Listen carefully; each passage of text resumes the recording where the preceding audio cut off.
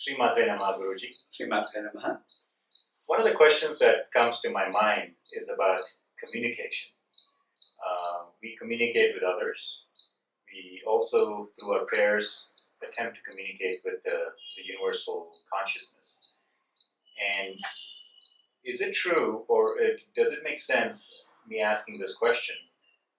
Should we not be good at communicating with others before we start to communicate with universal consciousness? Or are we jumping steps by attempting to converse with the universal energy and not being effective communicators with the world? Are there any tips in spirituality that you can share with us to make us better communicators?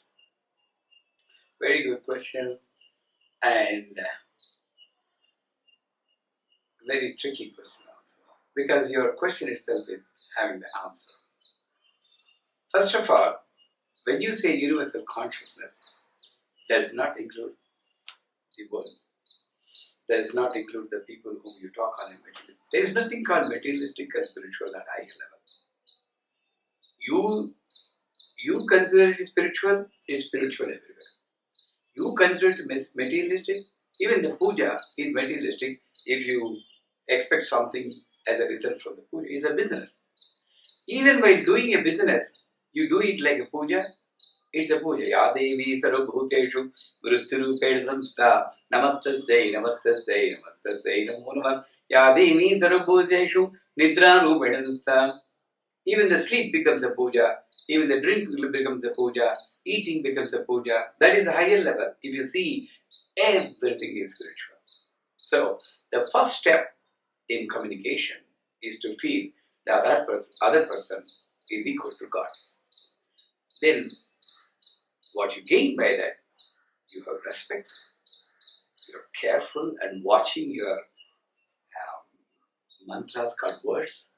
Because in prayer room, you say that Sri Suktam should be recited without any mistakes, and you practice the swaras also. Hiranya Varnam Harinim Suvarna Rajam. Perfect diction. Because you have a fear, this wrong notion, of course, you have a fear that the God will punish you if you don't recite properly.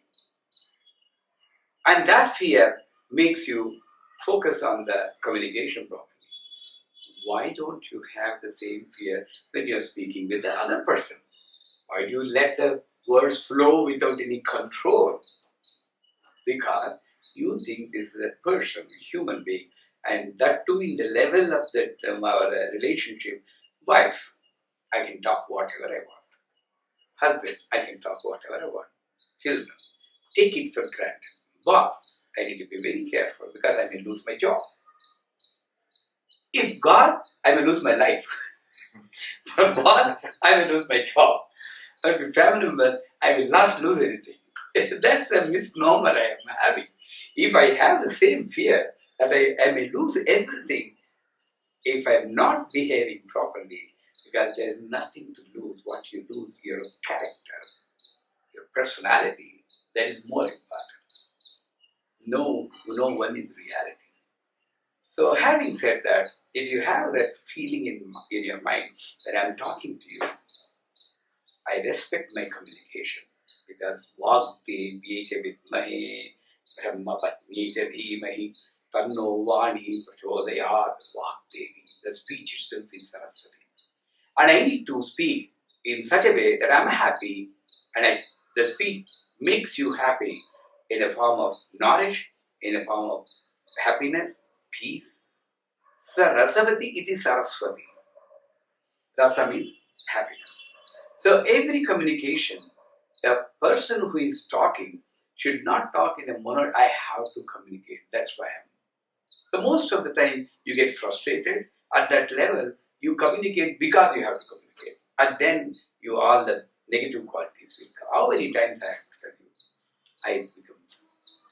But if you tell, this is my family, I am working for the betterment of my family, I am enjoying my role, then every time you communicate with your children, wife, husband, you have joy.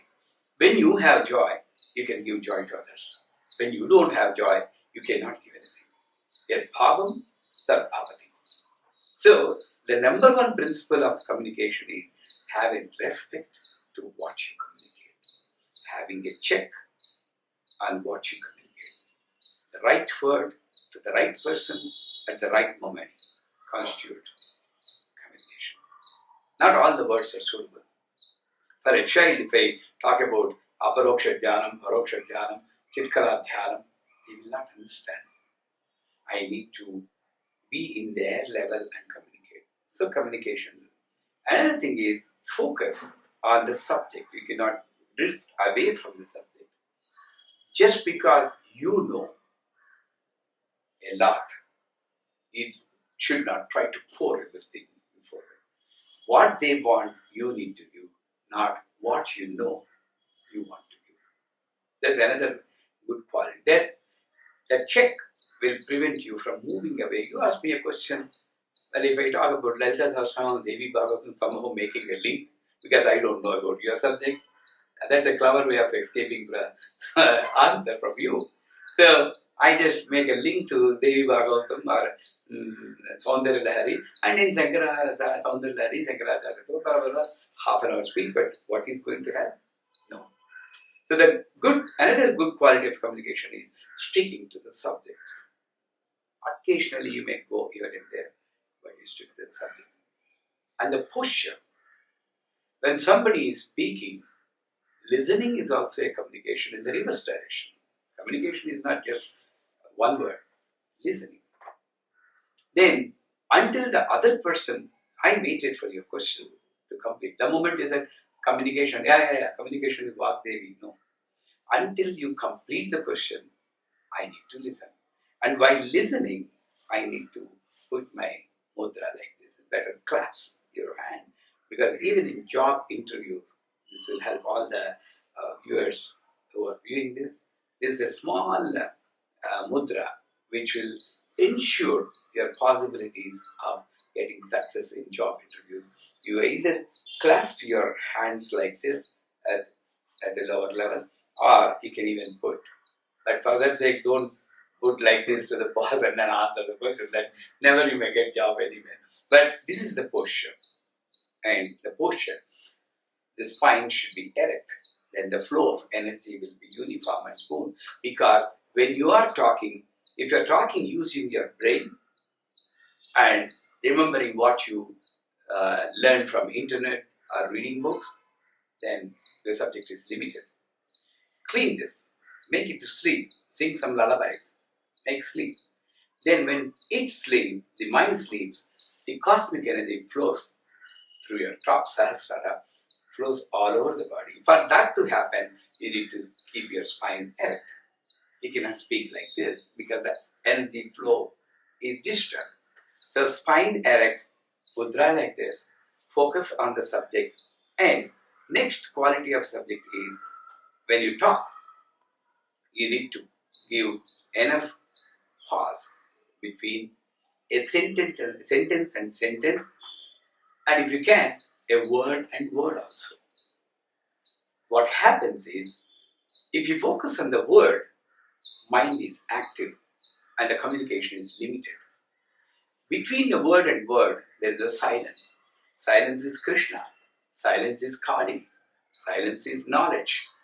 So, you get connected to the cosmic intelligence by the silence. You get connected to the mind by the words. Where you want to connect? Local database or universal server, which has abundant knowledge. Universal server, focus on the silence. Even though the words roll out of your vocal cord, focus on the silence. It's called Rasa Leela. Two shabdas, wait for the silence. Two silences, wait for the shabda. Silence is Krishna and shabda is Gopika. That's what my guru nicely compared the Rasa Leela. 16 multiplied by 1,000, 16 petals of Vishuddhi, 1,000 petals of Sahasrara. You multiply 16,000, the pulse is coming from the brain, activate the vocal cord and produce the shabda. Each shabda is a Gopika. And between the shabda and shabda, silent, each silent is a Krishna. between two Gopikas, a Krishna is there. Krishna is only one. The Gopikas are different. The words are different. The silence is one. Amritananda Saraswati is no more. But sky is the limit for his intelligence. He created a practical way of understanding Rasa Leela. We need to have Rasa Leela. And Rasa Leela happens on Purnami day. Purnami is full moon. That means full use of your intellectual ability, cosmic intelligence. So when you focus on the silence, the cosmic intelligence comes and the words roll and you focus on the silence and you can talk for endless time. So the communication, another quality is giving pauses between two words or two sentences. And in the name of getting applause from the audience, it's good to avoid this.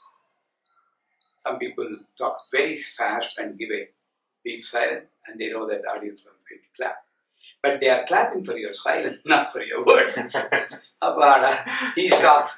What a noise he's making. And the same sentence he is repeating. Has he gone there? He's never gone to office, he never gone to home, he never gone to work, he never gone to theatre. He went for the temple.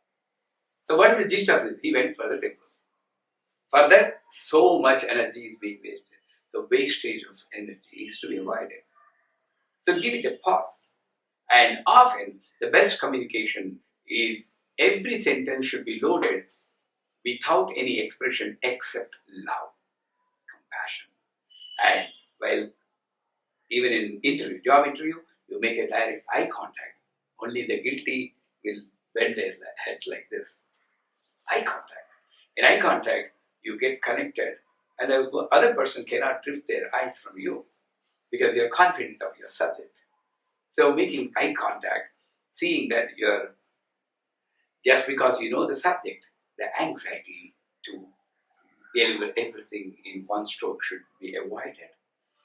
And very able and effective and smooth way of handling the issue which has been given to you. And that can be done by following all these good qualities. Again, I'm repeating, focus on the subject, not drifting away from the subject, keeping enough pauses between the word and word if possible, and keeping your emotions under balance, and except love, no other emotion can be. And keeping your posture like this, keeping your spine erect, and keeping focus on the silence. You are the best communicator.